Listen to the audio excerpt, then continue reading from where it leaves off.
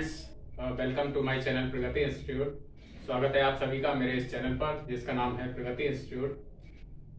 आज हम लोग ट्रू ब्यूटी जो एक पोएम थी जिसको मैं पहले पढ़ा चुका हूँ, एक्सप्लेन कर चुका हूँ और उसका सेंट्रल आइडिया भी मैं बता चुका हूँ, लिखवा भी चुका हूँ, मेरे एक वीडियो में आ चुका है।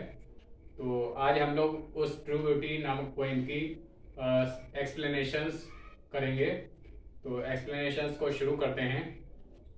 वेल स्टूडेंट्स, तो ये द ट्रू ब्यूटी जो पोएम है उसका पहला एक्सप्लेनेशन है और ये है ही दैट से लेकर वेस्ट अवे तक, ये पहला स्टैंजा है। तो इसको हम लोग समझ लेते हैं इसमें एक्सप्लेनेशन में क्या कहा गया है। सबसे पहले तो रेफरेंस लिखेंगे और रेफरेंस में क्या है, these lines have been taken from the poem the true beauty. ये जो लाइनें हैं वो द ट्रू ब्यूटी नामक पोएम से ली गई हैं, कंपोज्ड बाय थॉमस कैरे। और जिसको पोएम को किसने लिखा है, थॉमस कैरे ने लिखा है, कंपोज किया है। तो ये रेफरेंस हो गया और इसके बाद इसका कॉन्टेक्स्ट है। कॉन्टेक्स्ट में ये बताया गया है कि इस स्टैंजा में क्या चीज बताई गई है। तो इसमें कवि ने शारीरिक आकर्षण के बारे में बताया है और उससे होने वाले प्रेम के संबंध में बताया है। कॉन्टेक्स्ट इन दिस स्टैंजा, इस स्टैंजा में द पोएट टेल्स अस, कवि हमें बताता है that the physical beauty fades away, कि फिजिकल ब्यूटी यानी शारीरिक सुंदरता, फेड्स यानी खत्म हो जाती है, नष्ट हो जाती है, with the passage of time, समय के बीतने के साथ। यानी कि जैसे जैसे समय बीतता जाता है वैसे वैसे शारीरिक सुंदरता या शारीरिक आकर्षण खत्म होता जाता है। एक्सप्लेनेशन में बताया है द पोएट सेज, कवि कहता है that the love based on physical beauty, कि ऐसा प्रेम जो शारीरिक सुंदरता पर आधारित होता है, इज शॉर्ट लिव्ड, वो कम समय का होता है, कम समय के लिए ऐसा प्रेम होता है। A man is attracted by the physical charms of his beloved, एक व्यक्ति इज अट्रैक्टेड, कोई व्यक्ति आकर्षित होता है, by the physical charms of his beloved, अपनी प्रेमिका के शारीरिक सुंदरता की वजह से, शारीरिक आकर्षण की वजह से आकर्षित होता है। He loves her for her रोजी चीक्स, वह उसके गुलाब के समान सुंदर गालों की वजह से प्रेम करता है। ही प्रेजेस हर, वह उसकी प्रशंसा करता है, because her lips are as red as the gem called coral, वह उसकी प्रशंसा करता है क्योंकि हर लिप्स, उसके होंठ, आर एज रेड, किस तरह से लाल होते हैं, as the gem called coral, coral यानी मूंगा जो एक रत्न होता है, तो उसकी तरह से उसके होंठ लाल होते हैं, इस वजह से वह उनकी प्रशंसा करता है। He keeps the fire of his love alive bye her eyes, he keeps the fire of his love, वह अपने प्रेम की ज्वाला को बनाए रखता है, प्रेम की ज्वाला को या अपने प्रेम को बनाए रखता है। किस तरह से बनाए रखता है, अलाइव, जीवंत बनाए रखता है, बाय हर आईज, उसकी आंखों से, which are as bright as the stars in the sky, जो कि उसकी आंखें उन तारों के समान सुंदर होती हैं जो कि तारे आसमान में होते हैं, आसमान के तारों की तरह से सुंदर उसकी आंखों के माध्यम से वह अपने प्रेम को जीवंत बनाए रखता है। दस, इस प्रकार से his love depends on the physical charms of the beloved, उसका जो प्रेम है वो किस पर आधारित होता है, अपनी प्रेमिका के शारीरिक आकर्षण पर आधारित होता है, उसके शारीरिक आकर्षण की वजह से उसका प्रेम बना रहता है।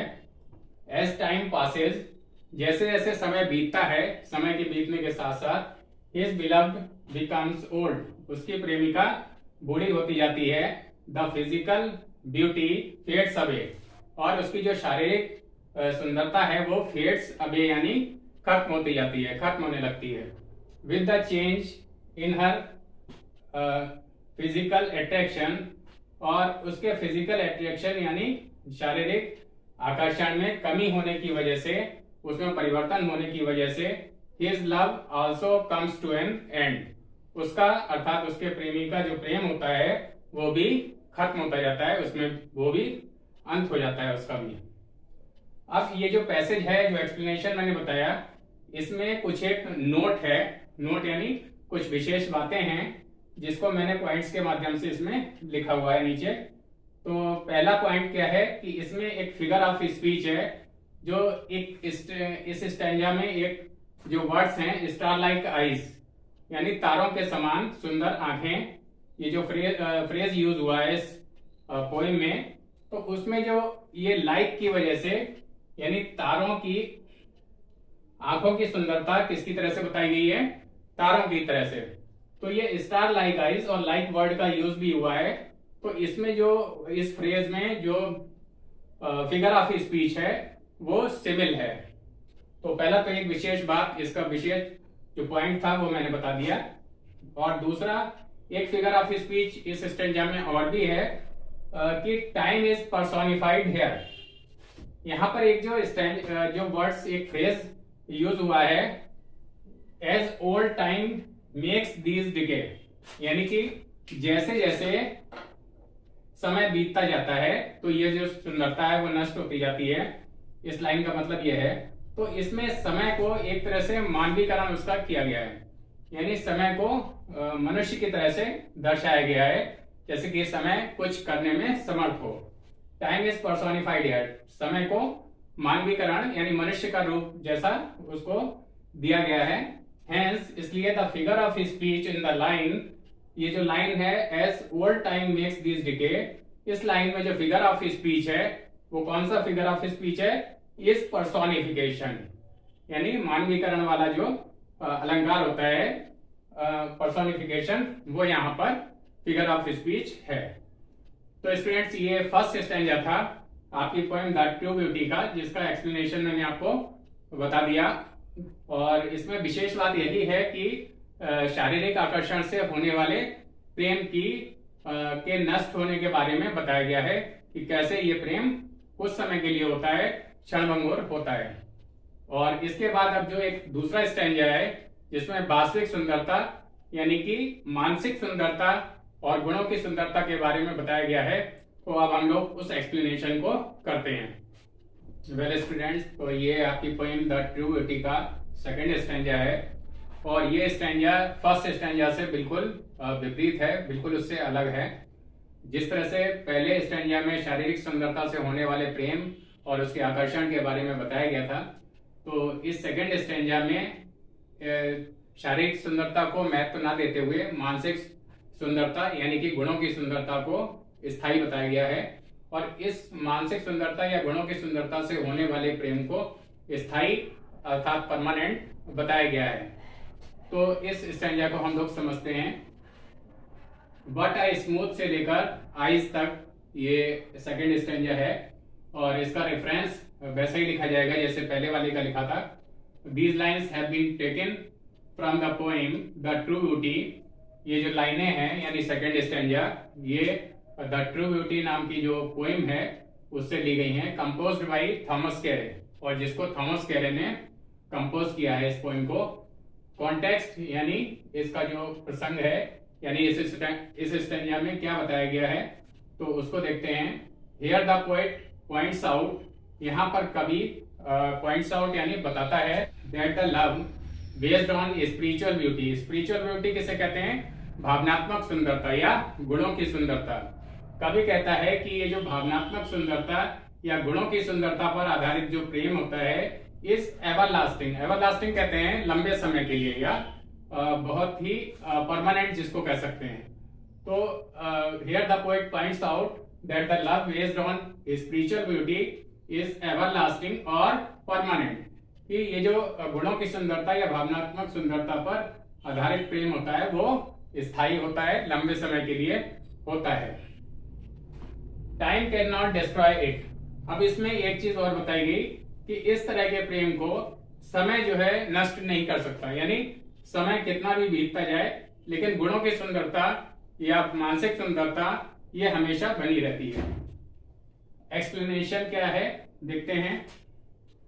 द पोएट सेज, कवि कहता है दैट मोरल क्वालिटीज यानी नैतिक विशेषताएं या नैतिक जो गुणों की सुंदरता है, नैतिक विशेषताएं या गुणों की सुंदरता are necessary for true beauty. सच्ची सुंदरता के लिए मोरल क्वालिटीज बहुत ही आवश्यक हैं, नैतिक गुण बहुत ही आवश्यक हैं, यानी अच्छे चरित्र के गुण बहुत ही आवश्यक हैं और उसी पर सच्ची सुंदरता आधारित होती है। He praises the beauty of mind and soul. वह यानी कवि प्रेजेस प्रशंसा करता है the beauty of mind and soul. Mind कहते हैं दिमाग और साउल आत्मा। दिमाग और आत्मा की जो सुंदरता है, जो पवित्रता है, उसकी वह प्रशंसा करता है कवि। इस तरह की सुंदरता की कवि प्रशंसा करता है। अब वुमेन ऐसी औरत who has constant and firm mind, जिसका मस्तिष्क कांस्टेंट यानी स्थिर है, एंड फर्म, फर्म का मतलब भी वही है दृढ़ मस्तिष्क वाला, यानी जिसके विचार स्थायी हों। तो इस तरह का जो व्यक्ति होता है, इस तरह की अगर कोई महिला है, पजेसेस ट्रू ब्यूटी, वास्तव में देखा जाए तो उसके पास ही सच्ची सुंदरता होती है, यानी दिमाग की सुंदरता को कवि ने यहाँ पर प्राथमिकता दी है। मेंटल ब्यूटी को कवि यहाँ पर प्रेफरेंस देते हैं। जेंटल थॉट्स, सज्जनतापूर्ण विचार, यानी ऐसे विचार जो दूसरों की भलाई के लिए हों, सभी की भलाई के लिए हों। जेंटल थॉट्स, सज्जनतापूर्ण विचार। Peaceful desires combined with love, और शांत इच्छाएं कंबाइंड विद लव, यानी प्रेम से परिपूर्ण, प्रेम से भरी हुई शांत इच्छाएं in the same degree are necessary. Same degree मतलब समान रूप में, समान रूप में प्रेम से युक्त शांत इच्छाएं आर नेसेसरी, आवश्यक हैं, फॉर परमानेंट लव, यानी स्थायी प्रेम के लिए ये सारी चीजें जरूरी हैं। कौन कौन सी चीजें जरूरी हैं? जेंटल थॉट्स यानी सज्जनतापूर्ण विचार, सबकी भलाई के लिए ये जो विचार हैं तो वो विचार जेंटल थॉट्स होने चाहिए। और पीसफुल डिजायर, शांत इच्छाएं होनी चाहिए, यानी व्यक्ति अपने आप में संतुष्ट हो। कंबाइंड विद लव, और जिसमें प्रेम भी परिपूर्ण हो, प्रेम से भरा हुआ हो।